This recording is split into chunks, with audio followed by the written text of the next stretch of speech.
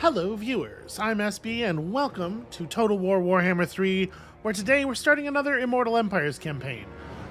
We just hit a big new build release, version 3.1.0. It's got a lot of stuff in it. It's got a lot of big changes, mostly some significant reworks for Bretonnia. So of course, we're going to be playing our campaign as the Vampire Coast because I don't want to play Bretonnia. I want to play the vampires. Honestly, I'm not here for vampires. I'm here for zombies wielding rifles. I think that is basically the raddest thing in this game. Well, it's in the top 3. The thing is, all 3 of the raddest things in this game belong to this faction. So I had to look through these, and Luther Harkon, the Mad Vampire King, obviously, is very compelling. Those who have been around here for a while know that I had a tremendous time with Silostra Dauphin. She is absolutely fantastic. But we did already play as her, so I was thinking maybe today we go Aranessa Saltspite. She has 2 peg legs. They are both the noses of sawfish, which is a wild way to live your life, and I aspire to this kind of energy. Look at that. Look at the vigor. I'm tired just watching that. So Aranessa Saltspite starts down here at Sartosa. Has access to the entirety of this sea area right away.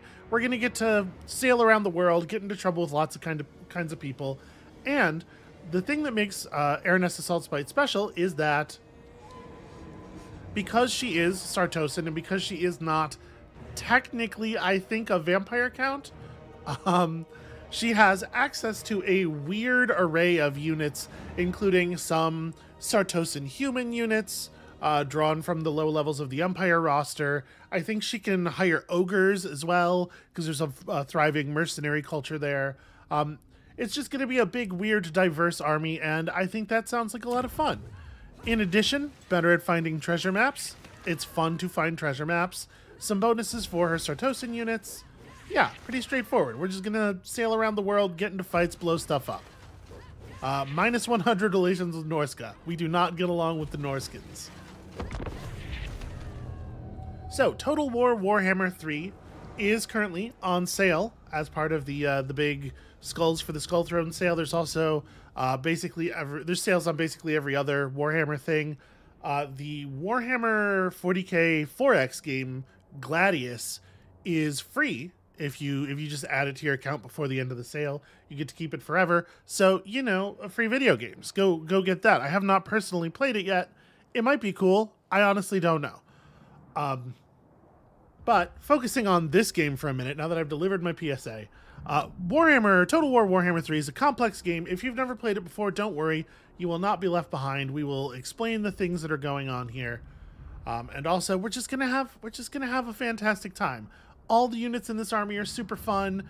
The battle tactics are exactly the kind I enjoy. Famously, I'm very bad at managing cavalry units, and I enjoy firearms a lot, and this is it's like the perfect faction, really. And it's been too long since we've been undead. Alright. Demarcated from the Empire by the towering Black Mountains, the Border Prince's lands are ruled over by a loose association of fiefdoms and robber barons. To this lawless place come those who are unhappy with the status quo overseen by the Emperor and his elector counts, leaving for a better life in the borderlands. Often what is found, however, is a land more dangerous than their previous homes, where petty princelings war on each other, farmsteads are raided by marauding greenskins or skittering ratmen, and bloodthirsty pirates from Sartosa come looking for plunder. That's us. We get to look for plunder. I think that's the most fun position to be in of the ones mentioned there. So here's our little island. They know me in Norska, and they know me in Sartosa. But I want the world to know my name and my deeds. Okay, she's coming through a little quiet in the mix. It's fine. Alright, so there's a lot going on with the Pirates of Sartosa. Our lead army is also a great big pirate ship. You'll see when we put it on the water, it turns into a ship. We can use access to shipbuilding to upgrade the features of that ship, allowing us to unlock units on the fly and providing all kinds of bonuses for our mobile plunder crew. The main goal of the campaign is to increase our infamy rank. We have this infamy rating here. Currently, we are at 200. We need to get to, I believe, 25,000 in order to win. We're not out here to save the world or really do anything that is of value to anyone else but ourselves. We just want to become the most infamous pirate, the coolest pirate in the world. We will do that by, you know, doing all the stuff that that fantasy pirates are known for, and also acquiring the Lost Sea Shanty, a powerful song that can lend all kinds of buffs to our units. We can win battles at port settlements to establish pirate coves, allowing the nominal owner of the settlement to retain control of it, and just sort of building in the criminal underworld, which I think is a really cool mechanic. And there's going to be treasure maps and pieces of 8 and all kinds of stuff. So, to start with, we have one army. You can see here an army represented by a lord is allowed to carry up to 20 units of undead murderers, or, you know, questionably living murderers. The Sartosan guys are honorable. They're honorary undead. We also have one city here. So the city has a number of building slots in it. The most important building in the city is the main settlement structure. The level of this structure limits the level of all the other structures in the city. You can see, for example, our barracks here, our military recruitment building, can only recruit us like crummy pirates at the beginning, but eventually it will be able to recruit us like proper vampire infantry with armor and axes and terrifying magical abilities. But we're limited to only tier 2 of the building right now because our main settlement structure is tier 2. And as we level it up, this line will rise. Eventually, we'll be able to get to the good stuff. The way we get to the good stuff is by accumulating a population surplus. The city must become big and bustling, and that happens due to growth. So we just want to accumulate growth, watch these numbers go up. We'll come back and monitor this a little bit more carefully later. We also have to be careful of the corruption of the lands we're entering. We carry with us the vampiric corruption, as, you know, undead generally do. We get all kinds of bonuses in places where there is high vampiric corruption. We suffer penalties in places where the vampire corruption is poor. So we would like to spread our sort of gray, miserable corruption graphics as far as vampirically possible. All right. In addition to the army, we could get some number of heroes, agents on the world map here, who can run around and do things independently, like you can see over on the left there. They can wound enemy heroes. They can steal technology from enemy settlements. But what we're actually going to do with this guy is just fold him into this army as a military unit. Our gunnery wight, it turns out, knows a thing or two about guns. And then we're going to use him to just murder the hell out of this Tillian army over here. Montez Acancia, what the hell do you think you're doing this close to my island? Easy battles like this will mostly be auto-resolves in the future, but let's go ahead and fight this first one out, both so that we can see the battle system and so that we can get a little bit more familiar with our particular squad of killers here. So this game is really about the battle system. It looks like a 4X a little bit. It looks like more of a strategy game than it is. Really, it's all about the big battles, and the campaign level stuff exists mostly to add context and weight to those battles. This is not a game where you're going to be able to like come up with a science victory or something. It is a game about the armies and the fighting. And I got to tell you, this guy's army does not. It's not looking so hot to me. I think he's in a lot of trouble right now. Alright, so we got these two big rectangles here. The red deployment rectangle is for our enemies' units. The green deployment rectangle is for our own units. But you'll notice we get to cheat a little bit. Any unit that has this vanguard deployment ability can be deployed outside of our green space, just not within this this white area around their space. I don't know if we're actually going to do that, but before we even consider, let's get down here and have a look at what we have to work with. What kinds of things are you going to find on a vampire crew? Well, first of all, we got these scurvy dogs. That is, dogs that definitely have scurvy, as well as, you have to imagine, 6 to 7 other diseases terrible, incurable. It's fine, they're dead. They don't care. I'm not going to talk about what every stat here does in detail. The important thing to know is melee attack and melee defense govern the ability for one unit to hit another. There's a complicated dice roll that happens on the back end based on the attacker's attack versus the defender's defense. Generally speaking, you want your number to be higher than their number to have a good hit chance. When you hit, you'll deal damage equal to your weapon strength. Some of it pierces armor, some of it doesn't. And that's sort of like the basics of the thing. Speed is just movement speed, so you can see these things are real good at running enemies down. However, we know our opponent has horses. We're probably not going to have the speed advantage in this particular battle. All right. Our weapons are yours! Got ourselves a bunch of Sartosan militia, definitely real, actual, live human beings, Do your duty, running around with pistols and swords. So they do have a ranged attack. You can see here their range of 90 is represented by this cone. This is the range in which they can fire. They're not very good guns, but they are guns. You know, it's better to have them than not. These poor bastards are just wandering into battle with swords, and as you can tell, no armor. I think maybe like very light leather armor. They're gonna have a tough time of things. That said, note 40 melee attack is actually quite high for a unit of this tier.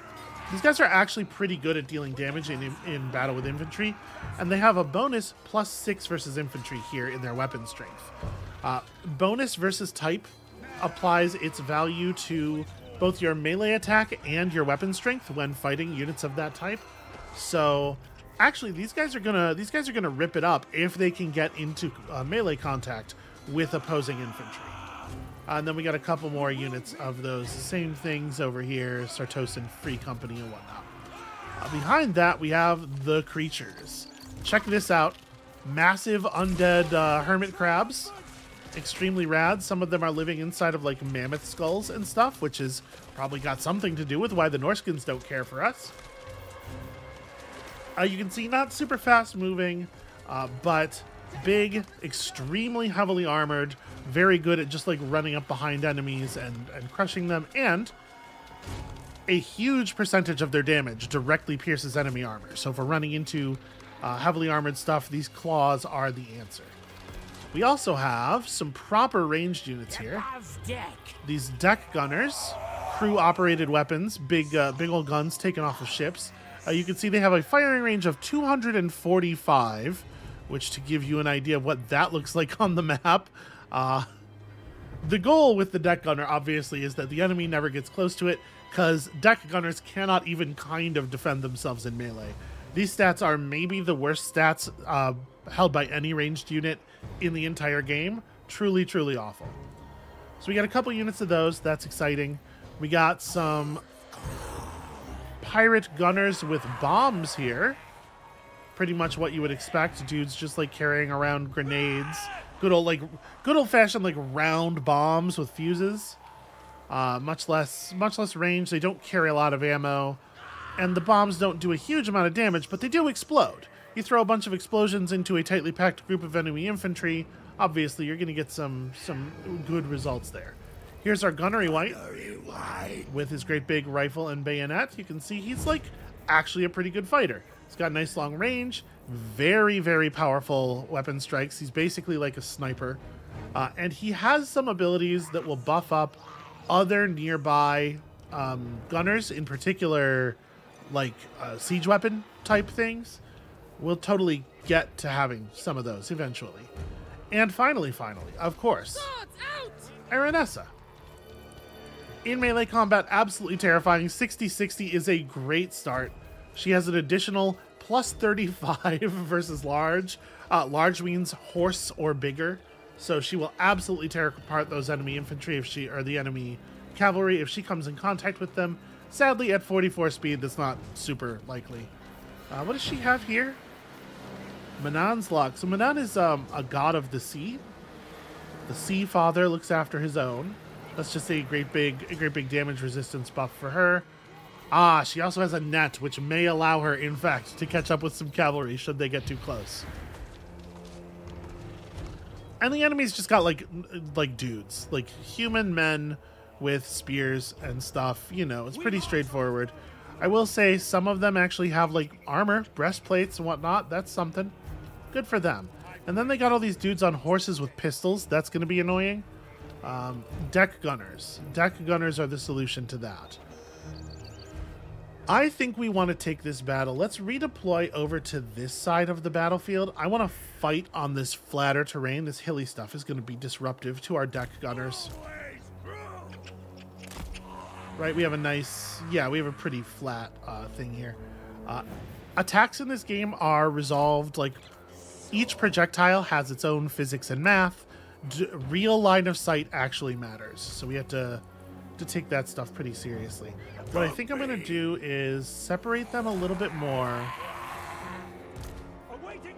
Put the free company in the gaps. A little bit forward, but like obviously it's important they don't block. And we're going to play real careful out here. And just try to get in range for our gunners to gun, and we'll see what happens. We're gonna have to stay pretty mobile to deal with the horses. Alright. Y'all can stay back here because those bombs can be thrown arced over our people.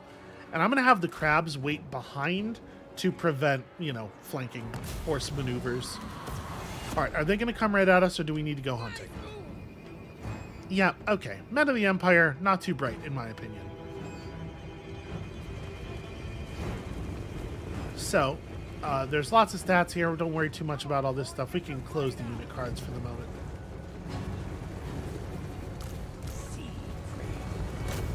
Let him have it.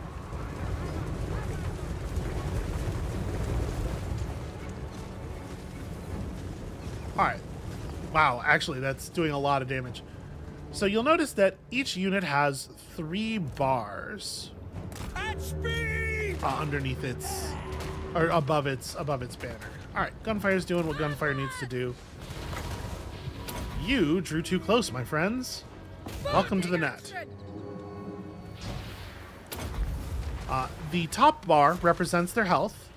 She just kicked that horse in the face. I think we picked the right faction here. Alright, let me have y'all...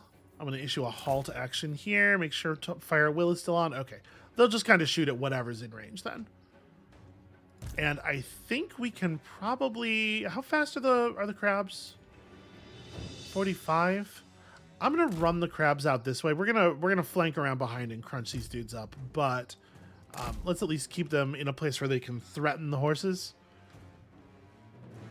Do I want to turn the deck gunners and just try to bring down the other pistoliers? Probably not. I think they're under control. They don't seem to be much of a threat. We still have the Sartosan Free Company to at least receive the charge and block. I'm actually going to bring the bombers over here. The bombers will probably do okay against them. Yeah, but bars. The green or red bar is health. Obviously, green is for our units, red is for the enemies. This bottom bar that only some units have, the orange one, is ammunition count. So you can see we've spent, you know, like 10% of our bullets on these units. The white bar in the middle is morale, effectively. The game uses the word leadership, but it means morale. You can see we depleted this unit's morale by doing all the horrible things to it that we did, and so they are actively fleeing. In order to win a battle, it just has to be the case that all of the enemy units that are currently alive are in the running away state, and I think we're going to be able to bring that together pretty quickly here. Are you trying to save her by bringing in more, or save them by bringing in more horses? How do you reckon that's going to work? All right, volleys of pistol fire.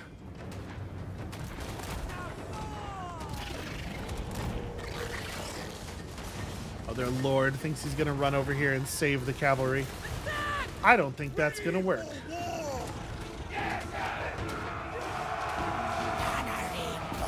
Bombers throw bombs, and let's start.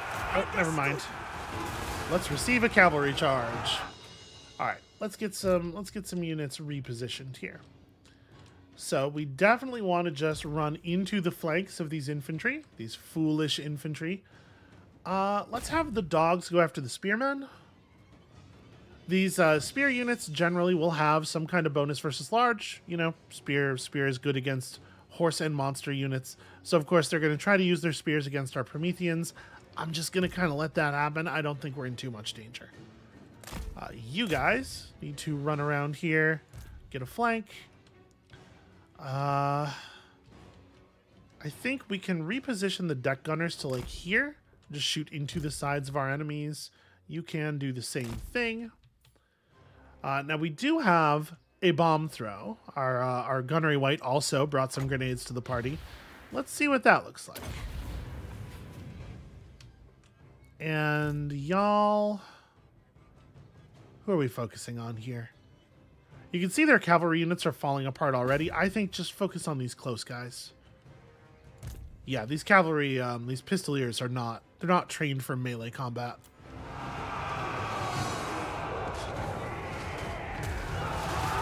Okay, I'm gonna be honest with you. That grenade was less effective than I was hoping.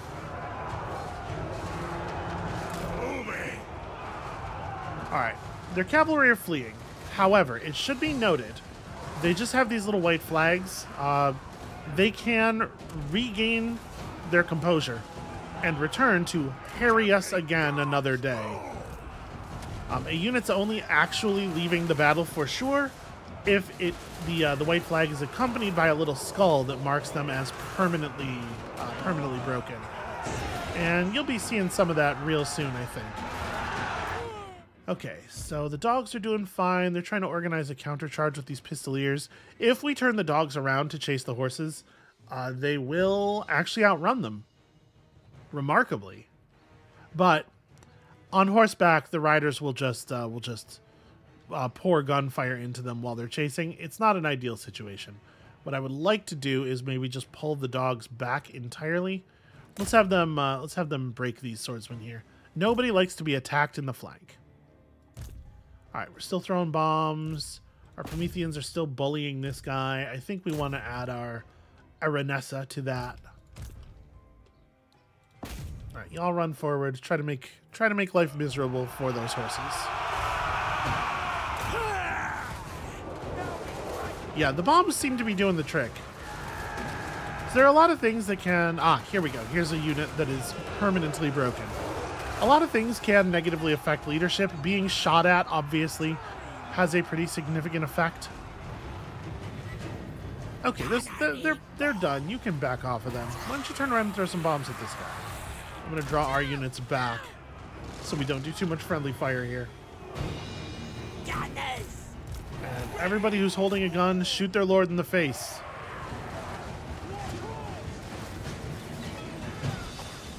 You know, I'll give him this. He's brave. This is a phenomenally stupid charge he's making there. Okay, never mind. He surrenders. Yeah, that's how battles against human forces are generally going to go. You don't win fights by killing everybody. You win fights by breaking their resolve. A factor that I did not discuss that is going to be a part of this too is that, generally speaking, monstrous and undead units they cause fear or terror in the enemies that they're fighting, which further reduces their leadership. So just like standard human infantry like this are going to have a very, very difficult time standing against us. Even units that had stats that are the equal of our own. And obviously these guys can't even manage that. It's good to be a zombie vampire. A zombie pirate led by some vampires. And also undead hermit crabs and all. Y'all wait until you see the big ridiculous stuff we have coming. So we lost 22 units, not a big deal, mostly in the free company who received the cavalry charge and the dogs. But we will be able to heal that stuff up very quickly. As long as we keep the enemy inside of friendly territory, or the army, as long as we keep the army inside friendly territory, we will be receiving replenishment. We'll recover our losses very, very quickly. All right, so what do we got here? We took 197 gold off of them. We got some XP for our characters. We stole an obsidian lodestone from them, which gives some spell resistance. That's not terribly valuable. And what do we want to do with the captives, of which we took 189? We can share the spoils with our lord, improving their loyalty. Ah, yes, vampire pirate lords have a loyalty rating. You have to keep them paid in order to keep them working for you. Obviously, this is not our problem with our legendary lord, who represents, you know, us, basically. We can assimilate the captives, introduce them to the dark arts, and immediately recover those losses. You can see the yellow bars there indicating how much we will gain. Or we can just ransom them back to their faction for some money. You know, in the early game, money's pretty important. Let's go ahead and hit the ransom. Empty the break. Okay. And, alright, let's just not... We acquired a follower for our hero. Lowering construction cost for buildings in this region. That's a weird benefit for that follower to give. Montez is dead, sadly. And we got a level up.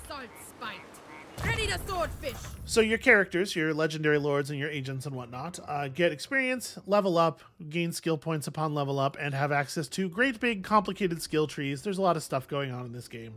For right now, we'll look at all this later. For right now, we're just going to take Route Marcher, which increases the distance that our army can move around on the world map each turn.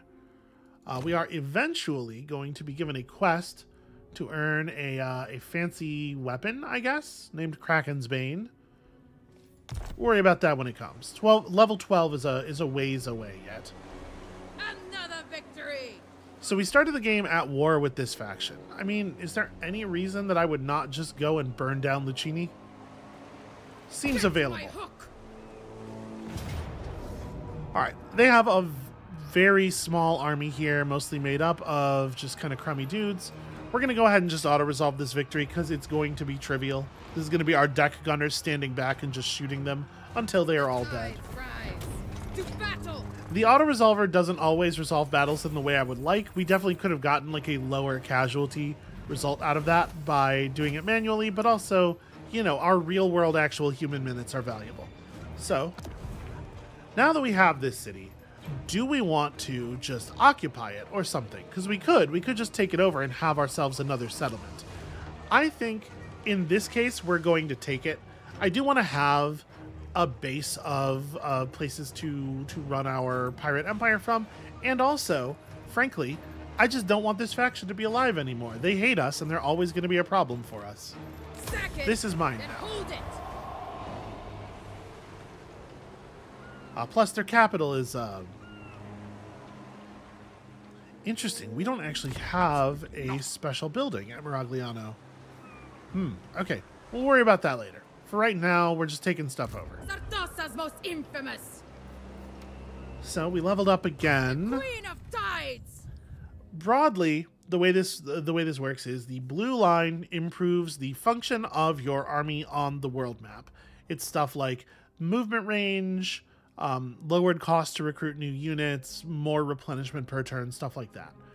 The red line improves the function of the units that the Lord commands. So you can see here there are skills that will give like bonus ammunition and missile strength to our guns, or bonus melee attack to our melee units. Yellow skills are ones that will improve the function of our Lord as a combat unit herself. So ward save is just flat damage reduction. It is called ward save because it's called ward save in the tabletop game. It's just a weird holdover. So obviously we can get skills that give us all kinds of combat stats. Eventually, as we level up, we're going to earn access to these like skills that make Aranessa special. These are things that only she has access to. For right now, I'm inclined to go blue or red. She probably doesn't need a lot of help with her own personal stats at this point. So if we spend 4 points on the skills in this box, we can earn this, which is like fine, but then getting this skill lets us move on to this box, which is definitely more compelling. Lets us get stuff like better growth for our pirate crew and whatnot.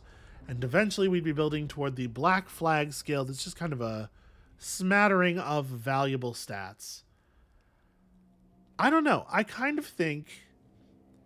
think let's go blue line first. a fair amount of this stuff is about making the troops you hire more valuable, and that stuff's better if you get it earlier, obviously. Also, there's something to be said for just improving the results of winning battles. Improving income from sacking settlements. I think let's start with replenishment rate. Army can't fight if it's not in one piece. And then here, you can see it's going to take our army a couple of turns to replenish. The yellow bit of the bar represents how much HP we will get back if we just spend the turn in the city, which is what we're going to do from here. PD also leveled up. So we can give PD another kind of grenade. But I want to start with this. This particular unit gives XP to all of the other units in the army every turn. We're just going to start by buffing that number. Normal military units also can level up. You can see some of our units have already hit rank 1, and ranking up gives them little stat bonuses, like you're seeing here. A unit can get as high as level 9, and 9 extra points of melee defense and melee attack actually adds up to be a big deal in combat. So we want to get those levels up as quickly as possible. Okay, also, we have construction to do in Sartosa. We have construction to do on Aranessa's personal ship in the harbor over there. We're going to get to all of it. So there are a lot of different categories of buildings we have access to here. Landmarks are special buildings that can only be constructed in that particular settlement for some reason. Sartosa is a place that has a lot of special stuff going on.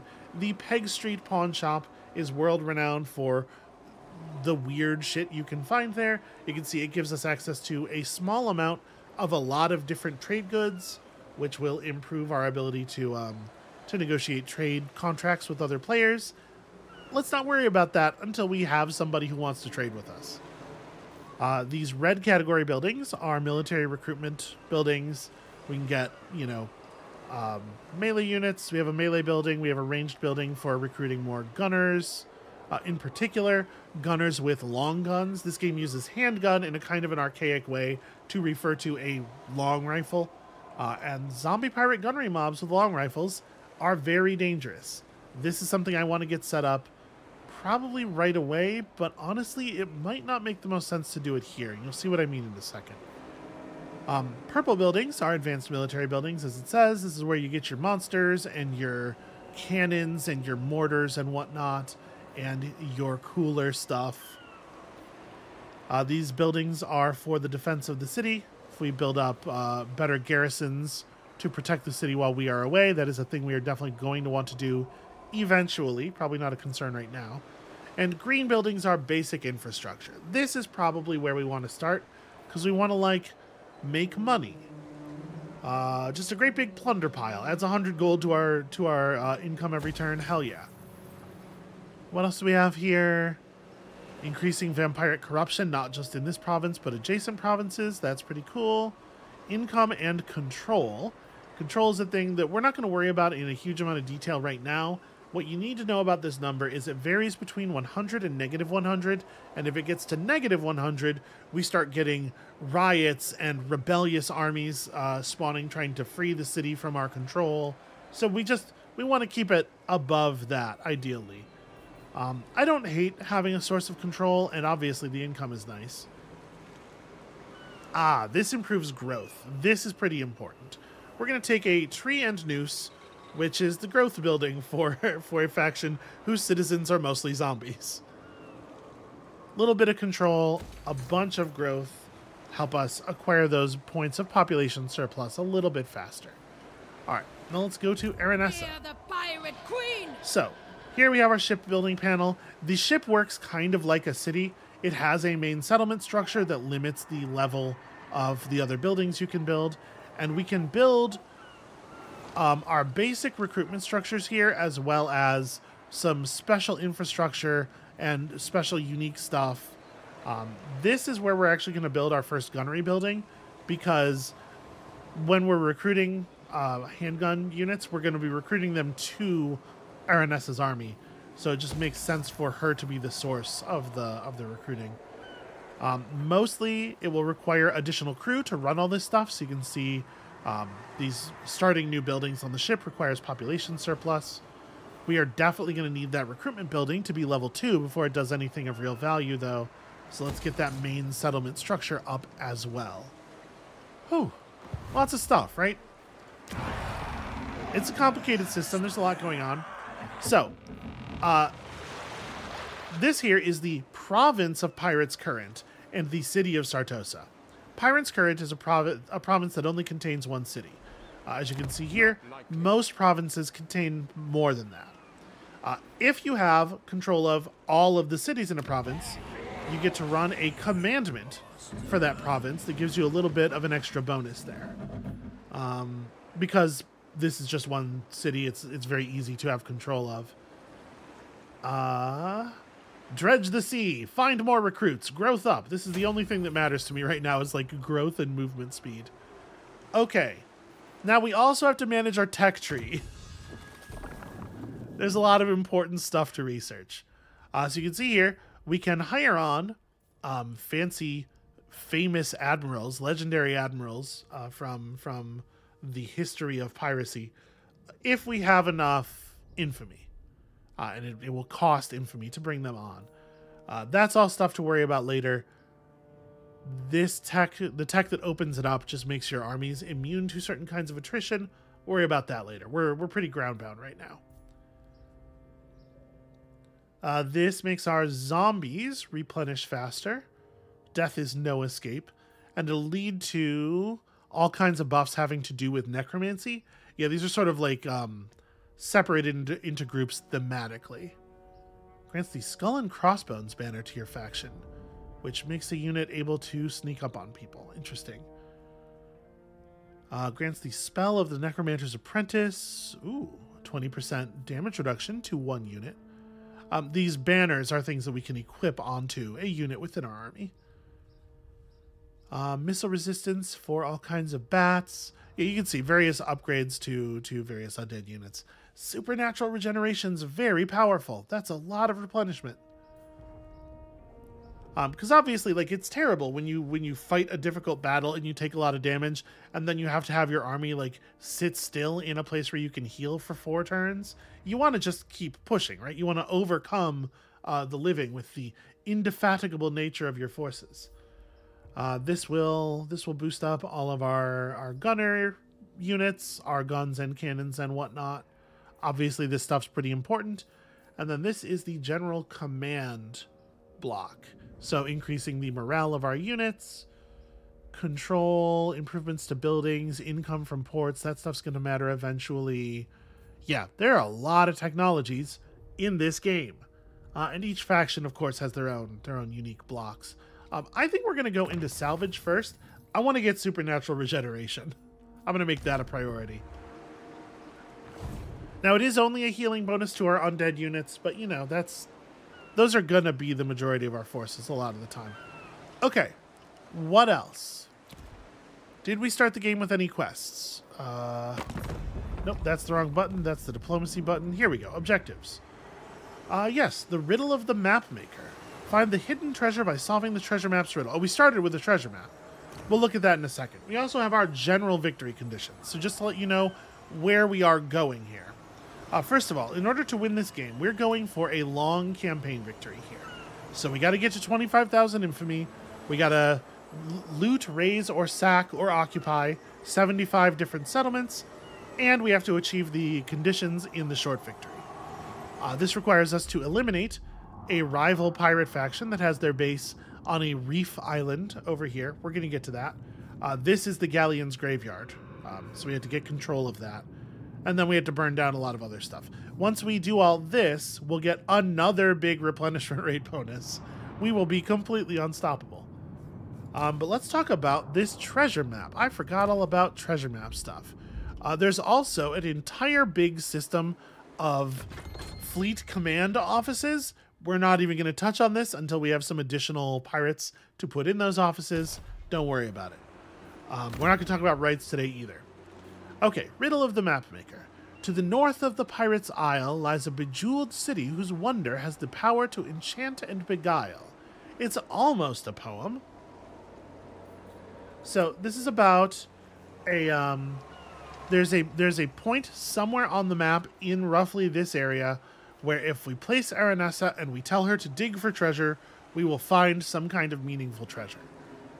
To the north of the Pirate's Isle, obviously the Pirate's Isle refers to Sartosa, there is a bejeweled city. So as I remember it, you're looking for actual, like, physical indicators on the map. And the thing I think is cool about this is the way that it encourages you to look at... I mean, it probably just means dig around Miragliano, right? Is it bejeweled exactly? I don't know. Whatever, we'll try digging around there. We'll see what happens. They could just mean Lucchini. What is this? Oh, that's a big spider. A big spider web. That's not a jewel at all.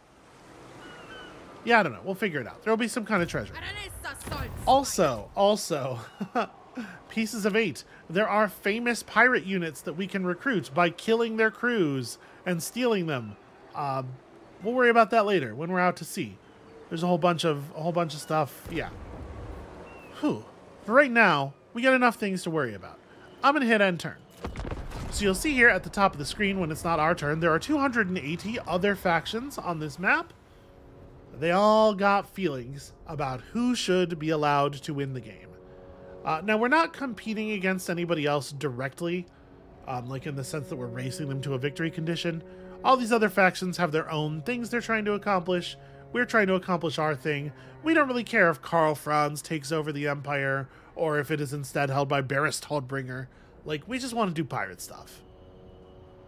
But everybody is out here, you know, working on their own stuff, and they're all going to want to stop us from taking all their shit. That, I think, is just terrible. It's a terrible thing, and we're going to show them the error of their ways. We have not met the vast majority of these factions already. You can see 273. By the end of this turn, 7 factions have been eliminated from the game. These things happen.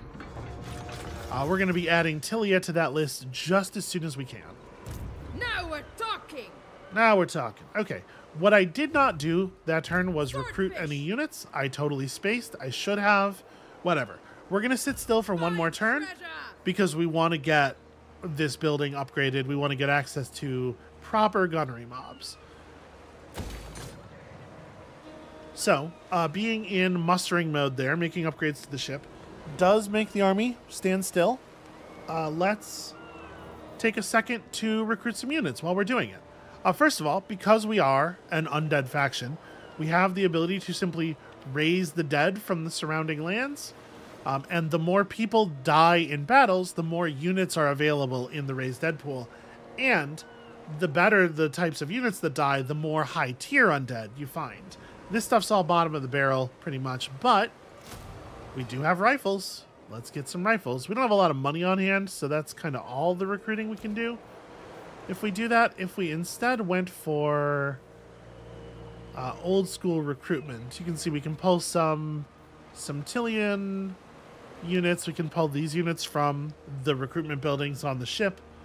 And then anything that we have the ability to recruit will also show up in the global recruitment pool. So even if you're far away from home, you can still get access to stuff. But global recruitment takes more time and costs more money. And you know what? Yeah, it looks like we're really only getting one unit here. If we're only going to get one unit, I definitely want it to be handguns. Alright, so we'll take one more turn. We will mostly be back at full health. The dogs are still going to be pretty damaged. But that's all good. And this button is for recruiting those special units once we have freed them from their currently existing crews. Turn 2. Turns out to be way shorter than turn 1. So you can see these armies up here, these Tilian armies, are also in mustering stance, which means they are recruiting units as well. Trying to get themselves big and strong so that they can handle our charge. Something tells me they are going to be found wanting. And again, already down to 264 factions. A lot of the factions on the world map at the beginning of the game are small and weak and just sort of fodder for whichever big player starts nearest. Alright. The tides! PD's passive XP gain thing has gained him another level. let's go ahead and give him that other kind of grenade, the cackle fruit. Let me trying to look at the tooltip. This thing video games do now, where you can mouse over tooltips, only works if the tooltips stick around long enough for you to move over them. So you can see, powerful explosion, requires line of sight to the target. It also lowers their speed. You can use it anytime you're not in melee. It only has a range of 70 meters, which is a lot shorter than his shooting range, but if there are enemies up close, we can just add that to his big bag of explosives to toss. Brine for blood! Alright, where is the edge of my territory? Here we go. Here we see the line. This is where the province of Lucini ends and the province of Rifrafa begins. Ready to sword As long as we stay on our side of the line, we can continue to recruit, and we did earn a fair amount of money last turn, so... And we don't need to immediately spend it on anything else. Is there anything else fun in the Raised Dead pool? There are a couple of bloated corpses. So these are units that don't really fight. What they do is just run at the enemy and explode. Quite a large explosion, in fact.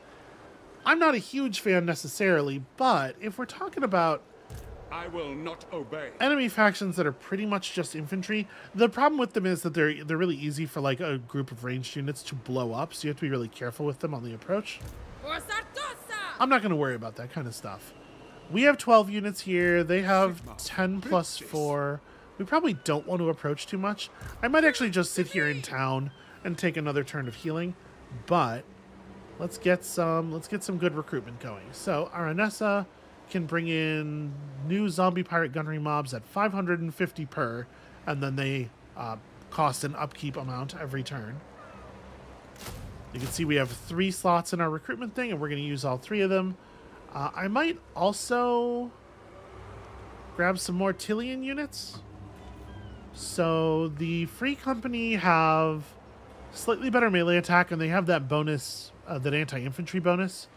Whereas the militia with the guns, I think I would rather have more militia with guns. We'll hire 1 more unit of these as well. They don't fight as well up close, but they do kill better from a distance, and I think that's kind of where we're at. All right, and then we'll march on them next turn in pretty good shape.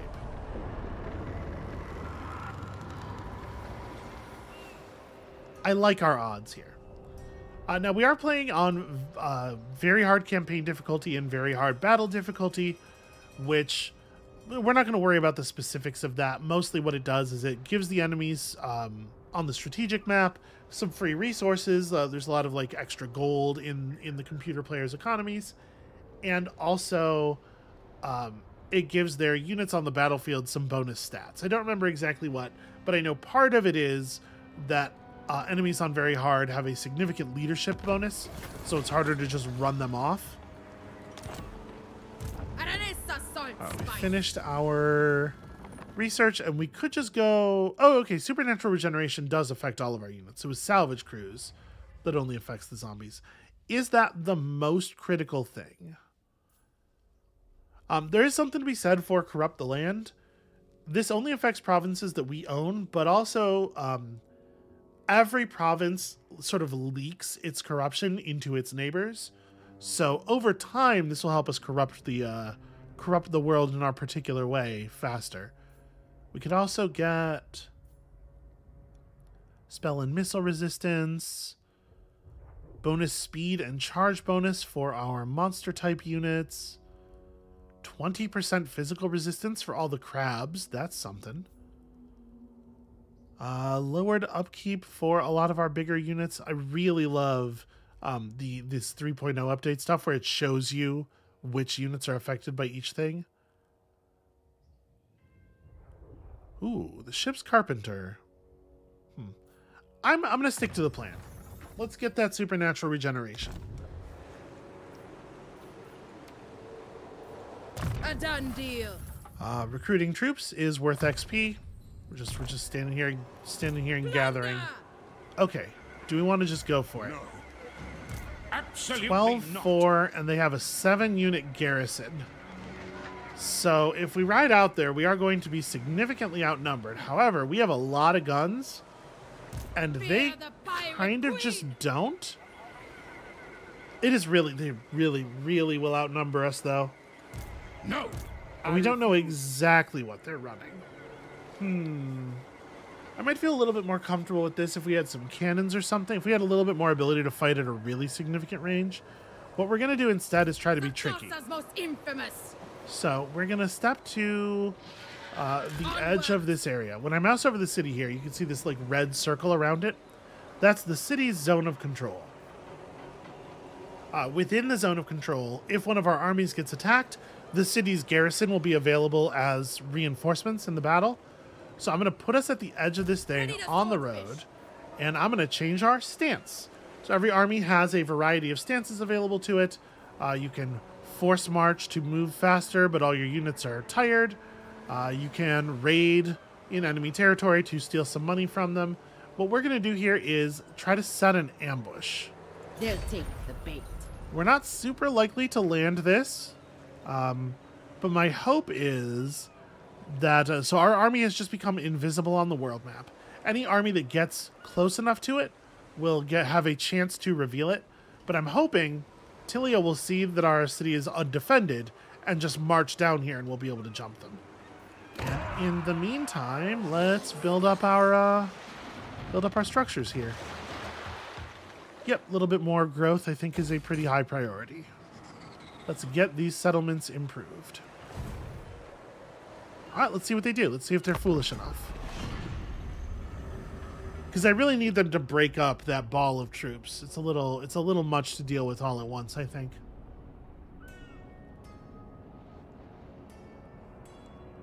Whenever the active player is a faction we have actually met or seen, you'll notice there's a little bar underneath them that's partially green and partially red. The amount that bar is green represents how strong we are relative to them. If the bar is more than half green, our military is considered to be stronger than theirs. Okay. Perceiving no threat, Leonardo Catraza simply left. Not what I was expecting, but it absolutely works, because now Rifrafa is ours. I'll have them!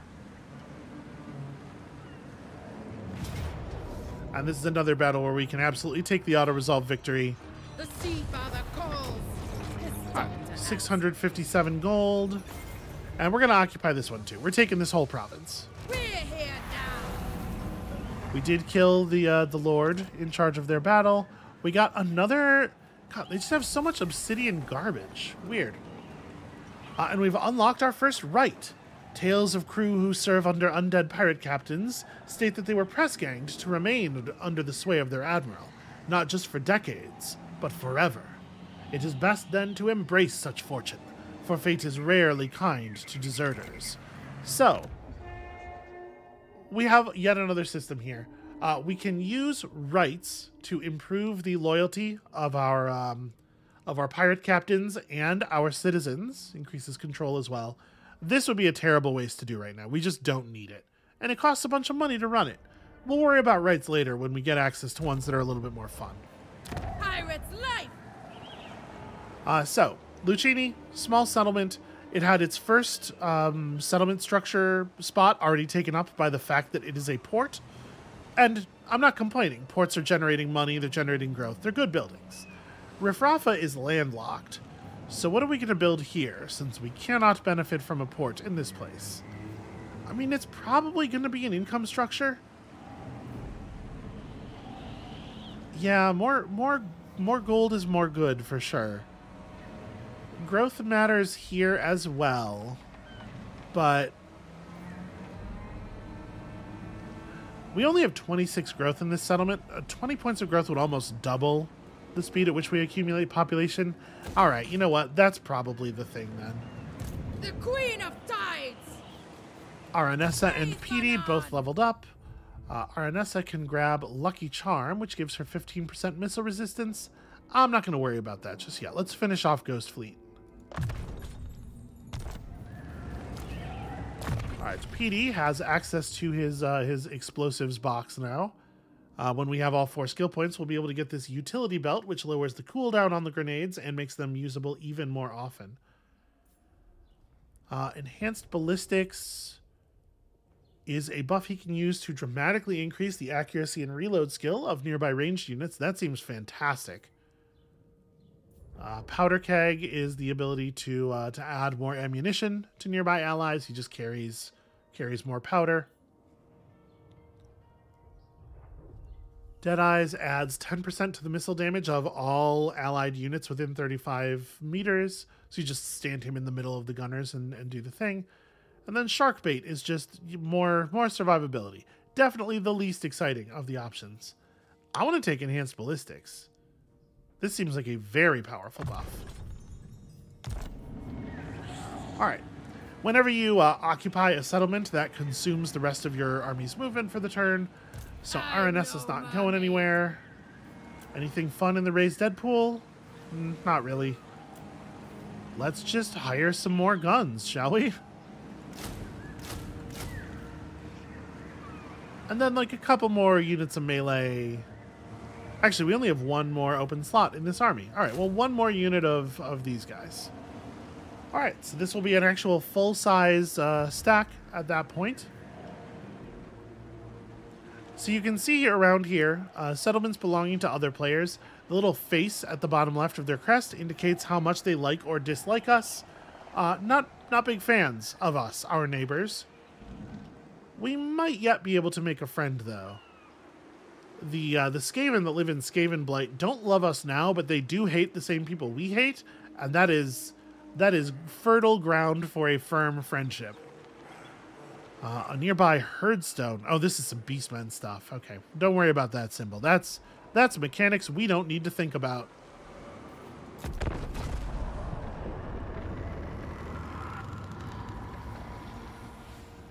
So at this point, Tilia is down to one settlement and one army left to defend it, and we're gonna try to use ambush mode to bait them into a foolish attack again here.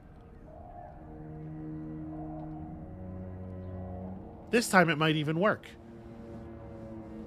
The thing that it did last time wasn't not working. It did allow us to take Riff Rafa, but it certainly wasn't the thing I intended. So you can see here, this little crenellation above the banner of Miragliano indicates that Miragliano is a proper walled settlement, and it will be much harder to take down. Ahoy there! We've come across an enemy encampment devoid of life and littered with corpses. Half-devoured bodies are scattered about the clearing. The fallen dead were elite riflemen. Surely one among them will be of use to us. Or perhaps we should seek out the creature that caused this massacre. Oh yeah, I think that's the way to go. Let's get ourselves a Mourngul Haunter. So, this is a Mourngul. That's what those look like. Content warning, I guess, for this thing existing. For a future in which you must acknowledge the existence of this thing. This we may well keep as a map agent rather than folding it into an army. While Mourngul Haunters are terrifying combatants, they're also very good at dealing with enemy agents and like damaging the replenishment of enemy armies. They are really good fighters, though. I don't know. I'm torn. We'll see. I'll ignore that. Alright, so for the moment, Leonardo is continuing to recruit. He's got his army up to 17 units. He's probably going for the full stack. I'm going to do kind of the same vibe here. Actually, if we stand in the woods a little bit, we usually get a better... No, the ambush success chance does not go up in these woods. These are not good hiding woods. Here we go. Trees weren't tall enough. More moving, less moaning. Alright, we'll stop right here. The trap is set. With our slightly better ambush chance. We're still close enough that if he attacks Riff Rafa, my army will show up as reinforcements. And yeah, we'll do that while we're still replenishing for a turn. You'll notice we were replenishing slightly faster inside the friendly settlement. Mostly what I want to do is like wait for Len to catch up here. And since we're not actively recruiting, we have the money to do other stuff. Just upgrade our buildings a little bit. Okay, let's see what he does. With one settlement and one army, he doesn't really have a lot of choices. If he wants to keep if he wants to stay in the game, he basically has to get some more land, because he's not going to be able to run a functioning economy out of Miragliano, no matter how cool and walled up it is. But fear may grip him and keep him in place. He may choose not to leave just because he's scared. We'll see. If he does decide to just live inside Miragliano, it could be a problem for us. What's the size of the garrison there? 11 units. Yeah, I don't know that I much fancy our chances against 30 of their units. We could always just leave and go somewhere else. Alright, so in 2 turns, we will have filled the population surplus thing enough that we'll be able to upgrade our main structure building and thus improve the function of all of the stuff here. There is, I suppose, the matter of the treasure map. We could work on that. We're shipshape.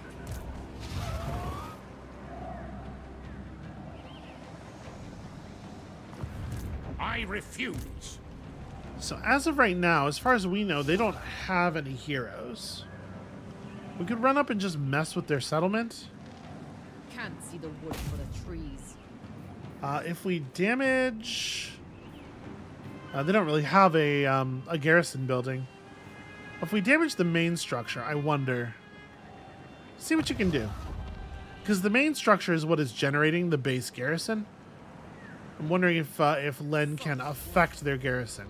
Well, for the moment, he simply fails to deal any damage to the city. Low-level heroes are bad at their jobs. However, even the attempt has given him like half a level worth of XP, so we just take that swing a couple of times. Maybe he'll get there. We can see now the Skaven have a very impressive army. Well, there's an impressive number of them anyway. They're probably pretty bad units individually. They should be... What will Skaven Blight do with you? Yeah, you can see hero actions against Tilia, war with Tilia. We're gaining approval from them by doing all of this stuff. And they actually would like a non-aggression pact. These numbers represent sort of like how difficult it will be to convince them into things. They would love it if we formally declared our intentions not to kill each other. I'm into that. They want this a little bit more than I do, though, so you should probably give me some gold, right? Yeah, just even that out. Works for me.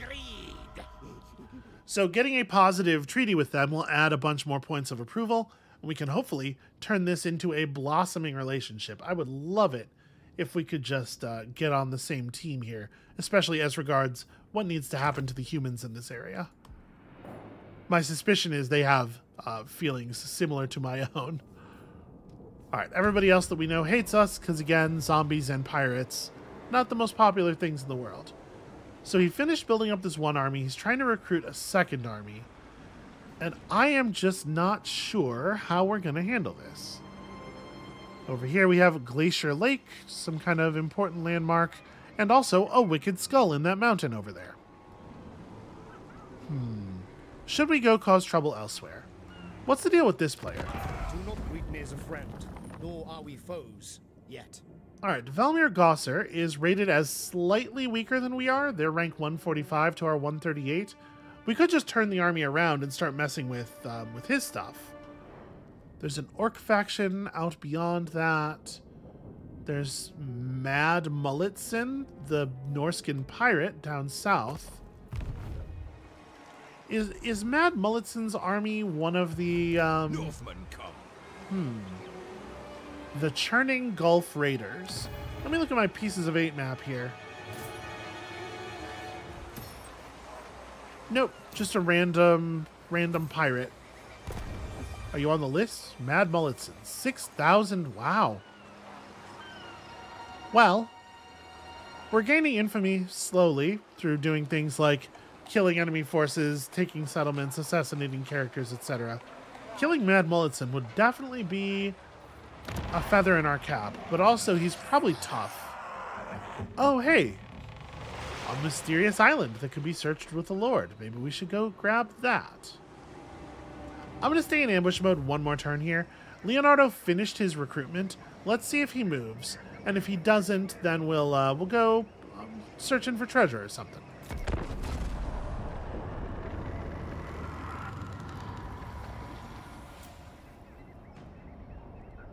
Also, it's possible that the Skaven will make a move on him. They're not at war with him currently, but they are at war with the other human player down here. And so war could break out between these two at any moment. We could also potentially help it along a little bit, I suppose. Alright, there's Bretonnians riding around down there, enjoying their new balance mechanics. We're going to have to deal with them at some point. Bretonnians in general, and I believe this lady in particular, not a big fan of the undead. They will not suffer us to live on their border for long. Aha! Katraza has fallen for the trap. Okay. This is called a Pyrrhic victory. Interesting. So, our main force is just the garrison of this settlement. Our real army, RNS's army, will show up as a reinforcement 2 minutes into the battle.